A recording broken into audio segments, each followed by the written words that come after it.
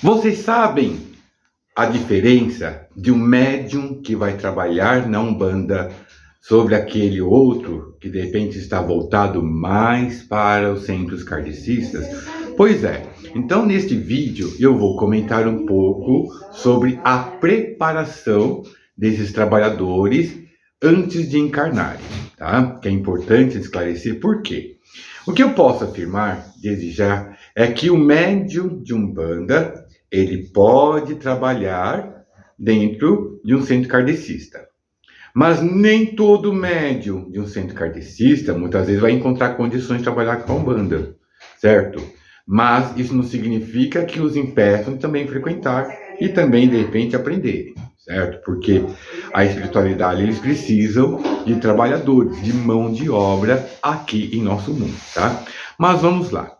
Começando pelos médiuns umbandistas. Os médiuns umbandistas, na atualidade, incluindo os antigos, mas atualmente, são antigos magistas, muitos dos quais tiveram contato com outros tipos de filosofias espiritualistas, souberam aprender a manipular certos elementos, que nós chamamos de magia, em encarnações pretéritas. Muitos utilizaram de uma maneira errônea esses recursos e como forma de resgate e ao mesmo tempo não só compensar, não é? Resgatar, mas também fazer o bem, reencarnam com essa tarefa. Então são médiuns que trazem em seu histórico espiritual uma bagagem muito grande sobre isso. A própria vibração, o perispírito, o preparo que eles têm, inclusive como espíritos, em seus psicológicos, em seus íntimos, eles já trazem já essa tendência, vamos dizer, esse tipo de aptidão, certo? Já os médiuns que vão trabalhar nas mesas kardecistas, eles já são médiuns. Vamos lá, aqueles que vão trabalhar especificamente com isso, eles também têm outro tipo de bagagem. Alguns realmente podem ter sido alguns magistas, mas a grande maioria já envolve outro tipo de bagagem, conhecimento adquiridos ao longo de encarnações.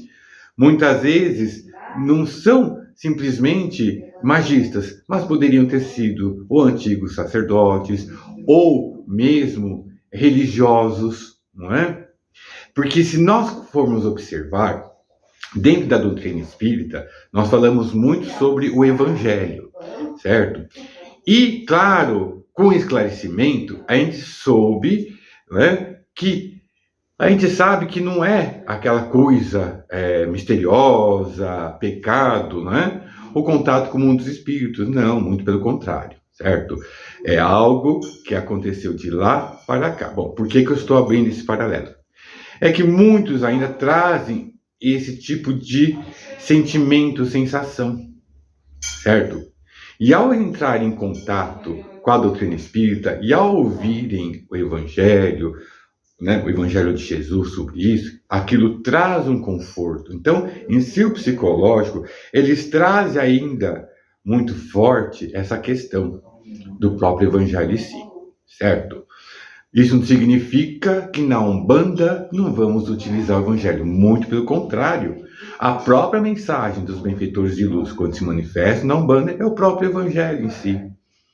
É ensinar o bem, o amor, transmitir esperança, transmitir paz, alegria, um norte para o nosso caminhar neste mundo, tá? Então, mas eles já trazem um outro tipo já de bagagem. Claro que eles também, se tiverem interesse, podem, de repente, né, se voluntariarem a trabalhar na Umbanda. Mas uma coisa que eu quero deixar bem claro é que muitos deles vão ficar realmente, vamos dizer assim, envolvidos somente naquele tipo de agrupamento. E um detalhe, nós somos chamados a trabalhar em determinados agrupamentos por afinidades vibratórias. É verdade. E há, inclusive, um preparo para que isso ocorra. Antes de encarnarmos, já há um certo tipo de acordo, um planejamento, em que determinados grupos, né, de médios vão trabalhar em determinado tipo de agrupamento, com uma filosofia, certo? Com um tipo de direcionamento, porque já são espíritos preparados para aquele tipo de tarefa, atividade. Olha quanta coisa, né, a gente pôde informar neste vídeo, tá? Então, isso fique bem claro, certo? Que às vezes não é questão de afinidade, porque aquele médium que encarnou para trabalhar com Umbanda, ele muitas vezes ele vai se sentir até um pouco tolhido em determinados tipos de agrupamentos. E há necessidade de ter um pouco mais de uma certa liberdade, que a equipe espiritual que vai trabalhar com ele precisam dessa liberdade para manipular certos fluidos. E essa manipulação de fluidos é o que nós chamamos de magia, tá bom? Bom, qualquer dúvida, qualquer colocação, enfim, informação, estamos abertos para isso, tá bom? Muita paz a todos.